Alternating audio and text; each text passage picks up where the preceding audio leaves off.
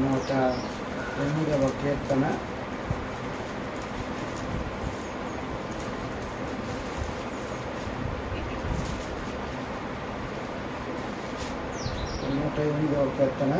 11వ చరణం. దేవా నీవు మమ్మల్ని విడనాడి ఉన్నావు కదా, నీవు మమ్మల్ని విడనాడి ఉన్నావు కదా. దేవా మా సేనలతో కూడా నీవు బయలుదేరుట మాని ఉన్నావు కదా. నీవు బయలుదేరుట మాని ఉన్నావు కదా. చాలు. కొన్ని సందర్భంలో మనం ఏమనుకుంటామంటే దేవుడు ఇంకా మమ్మల్ని విడిచిపెట్టాడేమో, దేవుడు మమ్మల్ని విడిచి దూరంగా ఉన్నాడేమో, ఇక ఈ కష్టం నుండి దేవుడు మమ్మల్ని బయటేయడేమో అని మనం అనుకోవడమే కాదు, దావీదు కూడా అనుకోండట. సాధారణంగా మనుషులు మనం ఏమనుకుంటామంటే ఏదన్నా ఒక శ్రమ, ఏదన్నా ఒక కష్టం, ఏదన్నా ఒక విపత్తు మన జీవితంలో ఏర్పడ్డప్పుడు దేవుడు మనం విడిచిపెట్టాడేమో అని అనుకుంటాం. మోషే చనిపోయినప్పుడు యెహోషువ వాళ్ళు కూడా అనుకున్నారట, మోషే చనిపోయాడు కదా, మరి ఈ పరిచర్య ఎట్లా నడిచింది, మనందరం ఎట్లా నడవాలా, దేవుడికి మనం విడిచిపెడతాడేమో, ఇక దేవుడు మనతో రావడం మానేస్తాడేమో అనుకున్నారు. కానీ వాళ్ళు త్రాగడానికి నీళ్ళు లేవు కదా, బండ నుండి ఏమి ఇచ్చిండు చెప్పండి, ఆయన నీళ్ళు ఇచ్చిండు. అసలు మనం బైబిల్ చదివితే ఎక్కడో నీళ్ళు ఇచ్చిండు ఆయన బండలో కదా. వాళ్ళు చాలా దూరం నడిచిపోయిన తర్వాత మళ్ళా దప్పికైతే ఆ బండలో నుండే నీళ్ళు ఇచ్చిండు. మరి అక్కడున్న బండ మళ్ళీ ఎక్కడికో ప్రయాణం ఎట్లయిందంటే వాళ్ళు నడుస్తున్నప్పుడు వాళ్ళు వెనక నడిచిందట బండ. వాళ్ళు నడుస్తున్నప్పుడు వాళ్ళు వెనక నడుచుకుంటూ వెళ్ళిపోయి వాళ్ళు ఆగిన చోట ఆగింది, వాళ్ళు ఉన్న చోట ఉన్నది. వాళ్ళకు దప్పికైనప్పుడు మళ్ళీ ఆ జలం నీళ్ళే తాగారు. మనం కూడా అనుకుంటున్న దేవుడిగా మనం విడిచిపెట్టిండేమో, మన పరిచర్య విడిచిపెట్టిండేమో మనం అనుకోవడం కాదు. మోషే కాలంలో కూడా మోషే చనిపోయింది కదా, ఈ పరిచర్య అంతా ఎలా నడుస్తుంది అనుకున్నారు. కానీ మోషే భూమి మీద 10 అద్భుతాలు చేసిండు. ఎన్ని అద్భుతాలు చేసిండు? 10 అద్భుతాలు చేసిండు. మోషే భూమి మీద అద్భుతాలు చేస్తే మోషే అన్నం తిన్న తర్వాత యెహోషువ చేతుల మీద నీళ్లు పోసేవాడట. అయ్యా మీరు శుభ్రం కడుక్కోండి, మీరు చేతులు శుభ్రం కడుక్కోండి అని నీళ్లు పోసేటువంటి వాడు. మరి యెహోషువ చనిపోయిన తర్వాత ఆ సేవ ఎలా సాగిద్ది అని అనుకున్నప్పుడు దేవుడు యెహోషువని ఎన్నుకొనడం. దేవుని చేత పిలువబడ్డ మోషే భూమి మీద అద్భుతాలు చేస్తే ఆ పరిచర్యను కొనసాగించిన యెహోషువ ఆకాశంలో అద్భుతాలు చేసిండు. ఎక్కడ చేసిండు ఆయన? భూమి మీద యెహోషువ చేస్తే ఆకాశంలో సూర్యుడు నువ్వు ఆగిపో అంటే ఆగిపోయిండు. మనం పిలిస్తే మన ఇంట్లో కుక్క రాదు. ఒక్కోసారి మన ఇంట్లో మన ఇంటి చుట్టూ ఉండి మనం రోజు అన్నం వేసి దాన్ని కాపలాగా కుక్క కూడా ఇట్లా అంటే ఒక్కోసారి రాదు. కానీ సూర్యుడా నువ్వు ఆగిపో అంటే ఆగిపోయాడు. చంద్రుడా నువ్వు గిబియోనులో ఆగిపో అంటే ఆగిపోయాడు. విన్నారా? ఇదంతా నేను ఎందుకు చెప్తున్నాను అంటే దేవుడు మనల్ని విడిచేవాడు కాదు. దేవుడు మనల్ని విడిచేవాడు కాదు. ఇప్పుడు సమాధిలో ఉన్న లాజరుని ఏమన్నంటే, లాజరు నువ్వు లేచి రా అని చెప్పాడు. మన చేత దేవుని పని ఉన్నది అంటే మనం సమాధిలోకి పోయినా తీసుకొచ్చి మళ్ళీ దేవుడు ఆ పని అప్పగించి అది పరిపూర్ణమైన దాకా మనతో ఉండే దేవుడు ఆయన. మనం విడిచే దేవుడు కాదాయన. ఎలా మనని ఏ విధంగా మనం బ్రతకాలి అనుకున్న మోషే కాలంలో ఆ పరిచర్యను యెహోషువ ద్వారా దేవుడు నడిపించాడు. మన జీవితంలో కూడా ఎన్నోసార్లు దేవుడు మమ్మల్ని విడిచాడేమో, మాకే ఇన్ని శ్రమలా, మాకే ఇన్ని ఇబ్బందులా, మాకే ఇన్ని కష్టాలా, మేమే ఈ విధంగా బ్రతకాలని మన జీవితంలో ఎన్నోసార్లు మనం అనుకొని ఉండవచ్చు. దావీదు కూడా అంటాడు, ప్రభువా దేవా నువ్వు నన్ను విడిచిపెట్టినవు కదా, ఇక మా సేనలతో నువ్వు బయలుదేరుట మాని ఉన్నావు కదా అంటావు.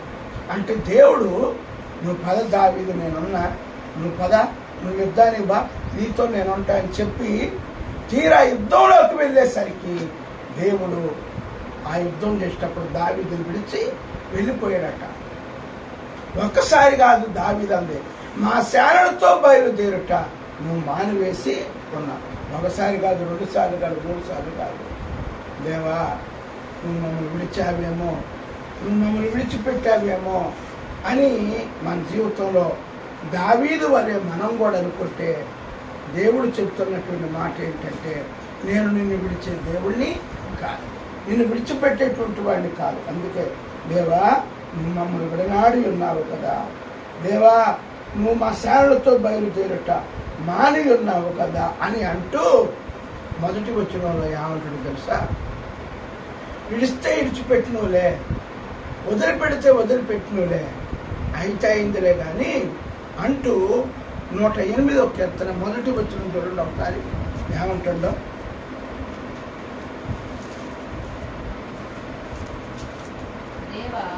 దేవా బా ఏమంటాడు ఆయన? నా హృదయం నిబ్బరంగా ఉంది. ఏమంటాడు ఆయన? దేవుడు విడిచిపెట్టిన మనిషి నిబ్బరంగా ఉంటాడా?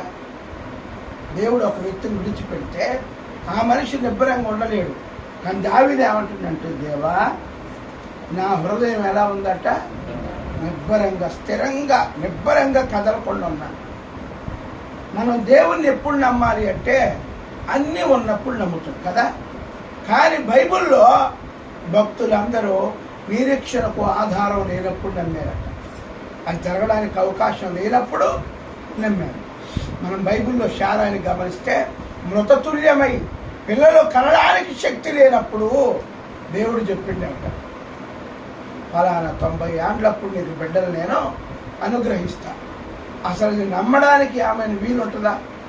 నమ్మడానికి ఆధారం లేదు. కానీ వాళ్ళు నమ్మారు, దేవుడు చేస్తానన్నాడు కాబట్టి చేస్తాడు. అందుకే దేవా నువ్వు మమ్మల్ని విడిచినాడి ఉన్నావు, మాతో రాకుండా ఉన్నావు, మాతో ప్రయాణం చేయకుండా ఉన్నావు కనుక అయినా ఏం కాదు, మేము నిబ్బరంగా ఉంటాం.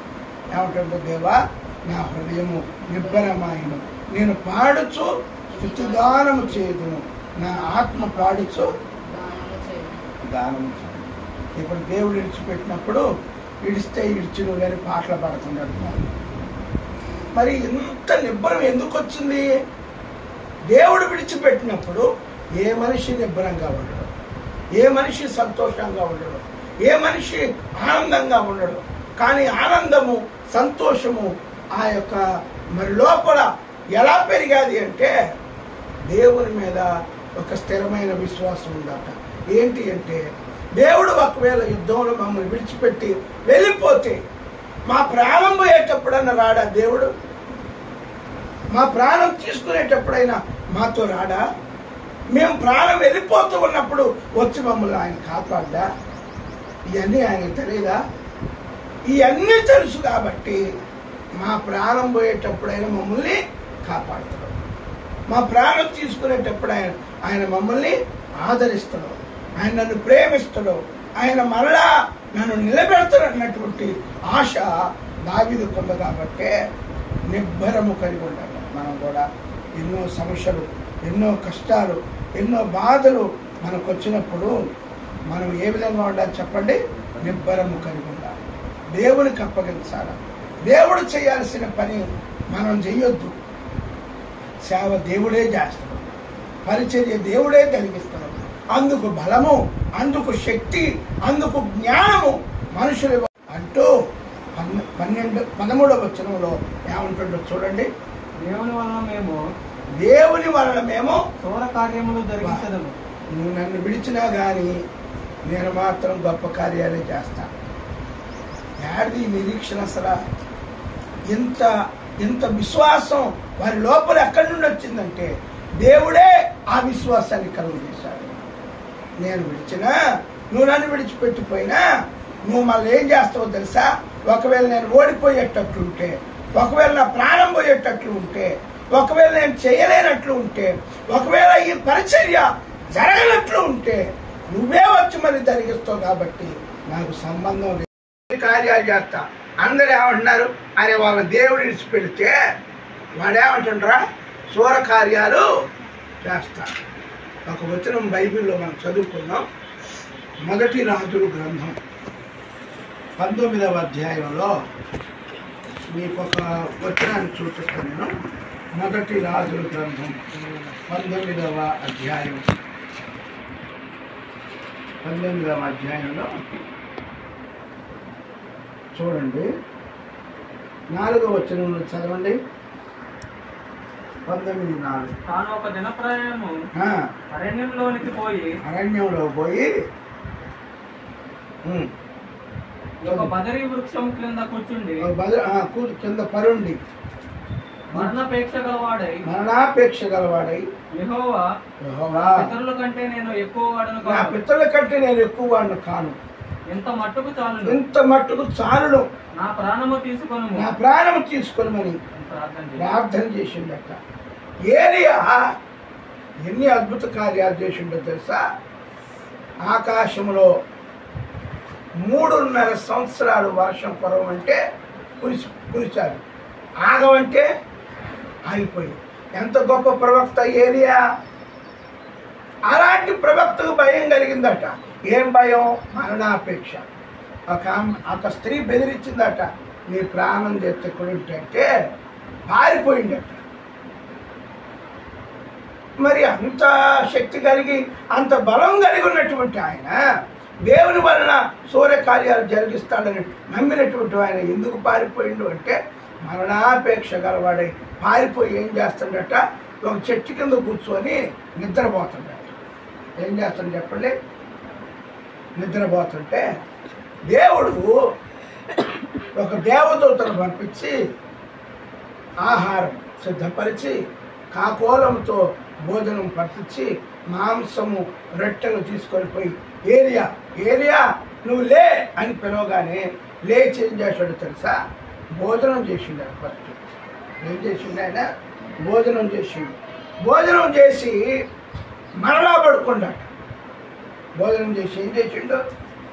మరలా నిద్రపోతే దేవదూత వచ్చి చెబుతుంది, ఏలియా నీ శక్తికి మించిన ప్రయాణం ఉంది కాబట్టి నువ్వు నిద్రపోనే పోకూడదు. నీ శక్తికి మించిన ప్రయాణం ఉంది, నువ్వు ఎట్లా నిద్రపోతున్నావు? అసలు ఏలియా ఏం చేయాలో తెలుసా? ఈ అరణ్యంలో ఇంత నిద్రపోతుంటే ఈ అప్పం రొట్టె మాంసం తీసుకొని వచ్చిన దేవుడు అని ప్రార్థన చేయాలి కదా. ఈ రొట్టె ఎక్కడిది? ఈ టైంలో నాకు భోజనం పెట్టింది ఎవరో?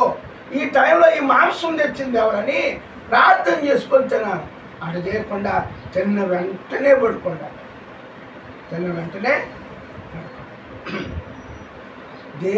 దేవుడు మన పిలిస్తే మనం నిద్రపోయినా కానీ భోజనం పెట్టే దేవుడు ఆయన. దేవుడు నిన్ను పిలిస్తే ఆ పని ముగించేంత వరకు నిన్ను నిద్రపోనీయకుండా పోషించే దేవుడు ఆయన. నాకు ఇష్టమైన మాట బైబిల్లో కీర్తన చదవాల్సిన అవసరం లేదు, కానీ నీతిమంతుల సంతానం నువ్వు ఎప్పుడైనా భిక్షమెత్తుడు చూసిన వాడు దేవుడు. అసలు ఆ మాట జరుగుతుంటే ఎప్పుడు ఎంత ఆనందం అనిపిస్తుందో. ఆయన మనం భిక్షమెత్తుకొని చూసి యెహోవా కళ్ళు మూసుకొని దేవుడు కాదు. నువ్వు ఆయన నమ్మి ఆయన కొరకు అడుగేసి ఆయనలో జీవించి నువ్వు అన్నీ పోగొట్టుకొని వీధులలో పడి తిరుగుతూ భిక్షమెత్తుకుంటుంటే ఆయన కళ్ళు మూసుకొని ఆహా భిక్షమెత్తుకుంటుండా అని ఆనందపడే దేవుడు కాదు. ఒకవేళ సింహపిల్లలైన ఆకలి వంటియేమో కానీ నువ్వు అన్నం లేక భోజనం లేక దేవుని పని చేసుకుంటూ నువ్వు అన్నీ నష్టపోయి నిద్రపోతున్నా కానీ నిన్ను లేపి అన్నం పెట్టే దేవుడు ఆయన, నిన్ను పోషించే దేవుడు. మనుషుల మీద ఆధారపడినంత కాలము దేవుడు మన పోషించడం మానివేస్తాడు. నువ్వు దేవుని మీద ఆధారపడినంత కాలము జంతువుల చేతను దేవుడు గాడితో బుద్ధి చెప్పిన బిలాముకి కదా. దేవుడు బిలాము అంటే దేవుడు వాడుకోవాలనుకుంటే మనుషుల్లే కాదు, ఇశ్రాయేలీయులారా మీరు నన్ను ఆరాధించకపోతే ఈ రాళ్ళు కేకలేస్తాయి అంటారు అనలేదా? రాళ్ళు కూడా ఆరాధన చేస్తాయట. నువ్వు వదిలిపెట్టిన పరిచర్య, మనము అధైర్యంగా కోల్పోతున్న పరిచర్య, మన బలపరిచి మనల్ని ముందుకు నడిపి ఘోర కార్యాలు జరిగించే దేవుడు ఆయన. మనల్ని విడిచిపెట్టే దేవుడు కాదు. ఒకవేళ నువ్వు అనుకుంటున్నావేమో, నాకు బలం లేదు, నాకు జనం లేరు, నాకు శక్తి లేదు, నాకు జ్ఞానం లేదు, నేను నడవలేను అని నువ్వు అనుకుంటే, అబ్రహాంకి ఏం బలం ఉంది, ఏం జ్ఞానం ఉంది, ఏం శక్తి ఉంది, ఎవరున్నారు అన్నడట. దేవుడు పిలిచినప్పుడు నువ్వు రా అబ్రహామా అంటే, అయ్యా మరి వస్తే నేను నన్ను ఏం చేస్తామంటే, ఇగో ఈ దేశాన్ని నీకు ఎత్తపో అండట. ఏమండట? ఈ దేశాన్ని రేవంత్ రెడ్డి, ఇది ఆంధ్ర కదా, నారా చంద్రబాబు నాయుడు గారు రేషన్ కార్డులు ఎత్తంటేనే మనం నమ్మం కదా. రేషన్ కార్డు, ఇంటింటికి రేషన్ కార్డు మీరు ఓటేయండి అనుకో, ఓటు ముఖ్యం కాదు, రేషన్ కార్డుకైనా మనం ఓటేస్తాం. ఆ తర్వాత రేషన్ కార్డు వస్తుందా రాదా అనేది సెకండరీ థింగ్. అసలు ఒక రేషన్ కార్డు ఇస్తుందంటేనే నమ్మం కదా. మరి దేవుడు అబ్రహాంకి ఇదిగో ఈ దేశమంతా నీకు ఇస్తపో అన్నట్ట. కానీ అబ్రహాం ఏం చేసాడు తెలుసా? ఇస్తానన్న దేవుడు తప్పనిసరిగా ఇస్తాడు. వాగ్దానం చేసిన దేవుడు నమ్మదగిన వాడు, పూర్ణ అంగీకారము కలిగినటువంటి వాడు కనుక విడిచిపెట్టే దేవుడు కానే కాదు. నువ్వు బలం లేదనుకోబాకు, శక్తి లేదనుకోబాకు, జ్ఞానం లేదనుకోబాకు, డబ్బు లేదనుకోబాకు. ఆయన వాడుకోదలుచుకుంటే మనుషుల్నే కాదు రాళ్ల చేత కూడా మన పోషించే దేవుడు ఆయన. దేవా నువ్వు నన్ను విడిచిపెట్టినావు కదా, మా సేవను విడిచిపెట్టినావు కదా అని యెహోషువ మోషే కాలంలో అనుకున్నప్పుడు, మోషే కంటే గొప్ప కార్యాలు ఆకాశంలో జరిగించింది ఆయన. ఏలియా నీ శక్తికి మించిన ప్రయాణం ఉంది కనుక నువ్వేం చేయాలి? నడవాలంట. ఏం చేయాలంటావు? నడవాలంట. ఈయన మాత్రం తిని పడుకున్నా కానీ లే భోజనం చేయిపోస్తాను అంటే, మనం నిద్రపోయినా మనకేమి లేకపోయినా ఆయన పోషించి తన పని కొరకు మననే వాడుకునే దేవుడు ఆయన. మనం ఎప్పుడు దిగులు పడనే, ఘోర కార్యాలు జరిగించే దేవుడు. అందరూ అన్నారటరే వారు 9 అడుగులు ఉండవు, నువ్వు పారగాడివి, చొక్కా ఎత్తి నీకు పాయింట్ అవసరం లే, కింద కొత్తుంది, నుడుగు ఉంది, నువ్వేం పోయి కొడతారా వాడిని అంటే, నేను కొట్టలేను అనుకుంటున్నారా? నా బలం లేదనుకుంటున్నారా? నాకు శక్తి లేదనుకుంటున్నారంటే అన్నదమ్ములు అందరూ అన్నారట, నువ్వు వెనకపోతే బాగుంటుందిరా, నువ్వు ఓవరాక్షన్ చేయకుండా వెనకపోతే అట్లట, వెనకపోతే ప్రశాంతంగా ఉండదు. మాట్లాడబాకంటే ఏనంటున్నాడే అరబాకండి, నీకు బలం ఉన్న శక్తి ఉన్న మీ చేత కాదు, నేను కొడతావాడిని అంటున్నట్ట. నోరు మూసుకోరా, పోరా, వెనకపోయి ఆ గొర్రెలకాయ అంటే మీరు ఎన్నాళ్ళు చెప్పండి, మీ చేత కాదు కానీ నాకు శాత ఇద్ది అంటున్నట్టు. ఎట్ట శాత ఇద్దిరా? ఎట్ట శాత ఇద్ది? నువ్వు పోతావా అంటే అసలు ఒక్క దెబ్బతోనే చంపొద్దు తెలుసా వాడిని, ఒక్కటే దెబ్బ. ఒడిశాల్లో రాయి తీసుకొని ఆ ఒక్క రాయితోనే ఎదురుగా ఉన్నటువంటి గొల్యాతుని ఏం చేశాడు దావీదు? నీ ఎదుట ఎంత గొప్ప పర్వతం శత్రుత్వంతో ఉన్నా ఆయన ప్రేమతో జయించగలిగే దేవుడు ఆయన ప్రేమతో దాన్ని తొలగించే దేవుడు. నీ ఎదుట ఎన్ని పర్యాయములు మరి గొల్యాతు లాంటి కొండలు నీ కడ్డుగా వస్తున్నా వాటిని చదును చేసి నడిపించే దేవుడు, మనల్ని విడిచిపెట్టే దేవుడు కాదు. ఏలియా నీ శక్తికి మించిన ప్రయాణం ఉందయ్యా, నువ్వు భయపడతావేంటి, దిగులు పడతావేంటి, కలవరపడతావేంటి? భోజనం లేదని, వస్త్రం లేదని, ఆహారం లేదని, వీటన్నిటిని బట్టి నువ్వు ఎందుకు బాధపడుతున్నావు? దేవుడు నీ ముందు నడుస్తుడు పో, నువ్వేం భయపడబాకు అంటే మళ్ళా శక్తి పుంజుకొని ఏలియా నడిచినట్లు, దావీదుకు శక్తి లేనప్పుడు దేవుడు వాడుకున్నట్లు నీ జీవితంలో కూడా నిన్ను విడిచిపెట్టే దేవుడు కాదు. నువ్వు నమ్ము, నువ్వు ఆయన యందు విశ్వాసం ఉంచు, నిన్ను బహుబలముగా వాడుకునే దేవుడు. ప్రియులారా, దినవృత్తం మీరు చదవాల్సిన అవసరం లేదు కానీ ఎబ్బేసు అనేటువంటి ఒక ఆయన ఉండే బైబిల్లో, వాళ్ళ అమ్మ వేదనతో కలదట, అందుకే ఆయన వేదన పుత్రుడు అంటారు. వాళ్ళ అమ్మ అందట, నువ్వు కలిసి రావట్లేదురా, నువ్వు మాకు కలిసి రావట్లేదు, నీ జీవితం బాగోలేదు, నువ్వు పుట్టిన కాడి నుండి వేదనగా ఉందని ఏడుస్తూ ఉన్నప్పుడు ఎబ్బేజు పోయి దేవుని మందిరంలో ఏడ్చాడట, దేవా నాకు బలం లేదయ్యా, నాకు శక్తి లేదయ్యా, నేను చిన్నపిల్లవాడిని అయ్యా, అయ్యా ఒక్కసారి నన్ను ఆశీర్వదించు, నా సరిహద్దులు విశాలపరచు అని రోజు మందిరంలో ఏడ్చేవాడట. ఊరు, గ్రామం, పట్టణం, జనం అయిన వాళ్ళందరూ ఆయన చూసి నవ్వుతుంటే దేవుడు ఒకరోజు దిగి వచ్చాడట, ఎబ్బేజు ఎందుకు ఏడుస్తున్నావు? అయ్యా నాకేం చేత కాదంటున్నారు. మరి ఇంకెందుకు ఏడుస్తున్నావు? నేను ఏం చేయలేను అంటున్నారు. నేను పుట్టడమే వేదనగా ఉందట. మా అమ్మ వాళ్ళందరూ అంటున్నారు. అట్లా అయితే ఎబ్బేజు, ఏ జనం నిన్ను అవమానించారో, ఏ మనుషులు మిమ్మల్ని అవమానించారో, ఏ జనాంగం మిమ్మల్ని చూసి నవ్వారో, ఆ జనాంగం ఉన్న ఆ గ్రామానికి నీ పేరు పెడతపో అన్నాడు దేవుడు.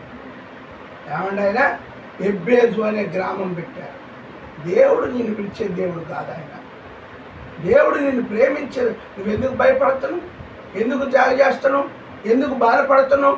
నేను ఒకవేళ దేవుని పనికొచ్చి నేను అన్నీ బాగొట్టుకుంటున్నాను అనుకుంటున్నామేమో. నువ్వు ఏమనుకున్నావో వాటికి రెట్టింపు సన్మానంలోకి నడిపే దేవుడు ఆయన. ఆయన సన్మానంలోకి చేసుకెళ్ళే దేవుడు ఆయన. నీ జనం మధ్య, నిన్ను అవహేళన చేసిన మధ్య నిన్ను నిలబెట్టి అనేక మందికి రక్షణకరంగా ఉంచే దేవుడు ఆయన. దేవా మమ్మల్ని విడిచిపెట్టినా పర్వాలేపో, మాకు నమ్మకం ఉంది, నువ్వు విడిచిపెట్టినా కానీ నువ్వేం చేస్తావో తెలుసా, మేము ఓడిపోతామని నువ్వే మళ్ళీ తిగొచ్చి బాధపడి మమ్మల్ని ప్రేమించి మళ్ళా మా పని మాకు అప్పగిస్తావు. అందుకే నిన్ను పూర్తిగా నమ్మిన.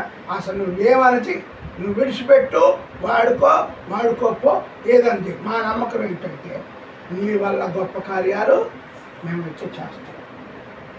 షడ్రకు మెషకు అగ్నిగుండంలో పోయారు కదా. అగ్నిగుండంలోకి వెళ్ళినప్పుడు జరిగినటువంటి గొప్ప కార్యం ఏంటంటే, రాజుగారు అగ్ని వేడి చేస్తారు, వీళ్ళు చనిపోవాలి. వాళ్ళు ఎట్లా ఉన్నారో చూసిరాలని భటుని పంపిస్తే, అయ్యా మనం వేసేటప్పుడు ముగ్గురే ఉన్నారు కానీ అగ్నిగుండంలో ఒక ఆయన కనపడుతుందంటే, ఏందిరా నువ్వు పగులు చూసినవా, సాయంత్రం చూసినవా, నైట్ చూసినవా, మళ్ళీపో అని అన్నాడు. నిజమయ్యా, నిజంగా నేను చెప్తున్నా, మనం వేసినప్పుడు అగ్నిగుండంలో ముగ్గురే ఉన్నారు కానీ వాళ్ళతో ఇంకొక ఆయన ఉండవు, నలుగురు ఉన్నారు దాంట్లో. అవునా అని ఒకసారి బయటకు తీయండి అన్నాడు. తీస్తే వాళ్ళ ముఖములు ప్రకాశమానంగా ఉన్నాయట. అరే ఏం జరిగిందిరా, రాత్రి అంతా మనం నొప్పుల్లోనే ఉంచున్నాం, రాత్రి అంతా అగ్నిలోనే ఉంచున్నాం, వీళ్ళు కాలిపోలేదా, వీళ్ళు ఇంకా చనిపోలేదా? లేదయ్యా, మరి ఏం జరిగిందో ఏందో మరి చూడండి అంటే అగ్నిగుండం కాలుతూనే ఉంది. కానీ దేవుడు ఏం చేశాడటంటే అగ్నిగుండాన్ని ఒక ఏసీ రూమ్ లాగా మార్చిండట. అగ్నిగుండాన్ని ఒక ఏసీ రూమ్ ఎంత చల్లగా వస్తుందో అంత నీ శత్రువులు కూడా, నీ అయిన వారు, నీ బంధువులు, నీకు కావలసిన వారు, నీవు ప్రాణం పెట్టి ప్రేమించిన వారు నీకు అన్యాయం చేస్తే దేవుడు నీ శత్రువులుగా ఉన్న అగ్నిగుండాన్ని కూడా నీకు ఎట్లా మాస్టరైనా ఆహ్లాదకరంగా మార్చే దేవుడు. అందుకే దేవుని వాక్యం ఏం చెప్తుంది, దేవా నువ్వు మమ్మల్ని విడనాడి ఉన్నావు కదా అంటే, నీ జీవితంలో, నీ పరిచర్యలో, నీ కుటుంబంలో, నీ జీవితంలో ఒకవేళ ఇలాంటి సమస్య నువ్వు ఎదుర్కొంటే, దేవా మా పని అయిపోయిందయ్యా, దేవా ఇక మేము నడవలేమయ్యా, దేవా ఇక మేము చేయలేమయ్యా, దేవా ఇక మేము ఒక్కలమే ఉండవని నువ్వు అనుకుంటే అబ్రహాములాగా రానున్న రోజుల్లో వేల మందిగా మార్చే దేవుడు, అబ్రహాములాగా నిన్ను ప్రేమించే దేవుడు. నువ్వు ఆయన యందు నమ్మకం ఉంచు, ఆయన యందు విశ్వాసం ఉంచు, ఆయనలో స్థిరంగా ఉండు.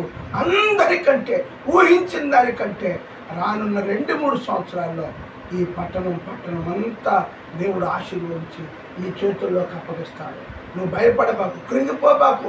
యెహోషువ కాలంలో మోషే భూమి మీద అద్భుతాలు చేస్తే, మోషే చనిపోయిన తర్వాత యెహోషువ ద్వారా దేవుడు ఆకాశంలో అద్భుతాలు చేసింది.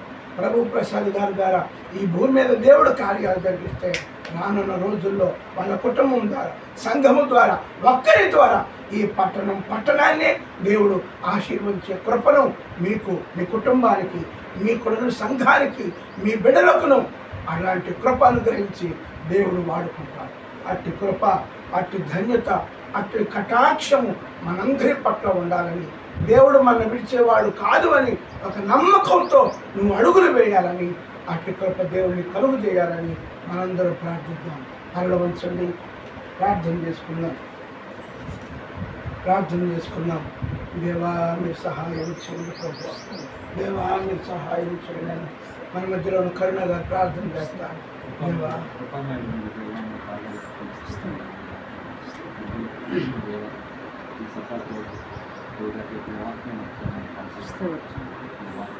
మా జీవితాన్ని వెలుగునింటే నేను నమ్మకం కలిగి మీ బిడ్డలుగా జీవించే ప్రార్థనా జీవితాన్ని కలిగి ఉంటే ప్రతి మాట మా హృదయాల్లో నాటుకోబట్టి వాక్యానుగుణంగా నేను జీవించే మా అందరి మీద కోరుకుని వచ్చిన అన్నయ్య కొమ్మ అన్ని కుటుంబాన్ని జీవించారు. ప్రతి ఒక్కరికి మీ దినదివాలు ఉంచండి. మీ వాక్యం ప్రకారం ఇక్కడ ఈ సినిమాను కూడా ఖచ్చితంగా బాగా డెవలప్ చేయండి. ఒక చర్చి స్థలాన్ని మీరు మాకు ఏర్పాటు చేయండి. మా ద్వారా మీరే కార్యాలు జరిపించుకోవాలి. వాక్యం చేసుకొని తీసుకెళ్ళాలి. మీ ప్రియకుమారుడు మా రక్షకుడిని పాడుతుండగా మనం ప్రార్థన సమర్పిద్దాం.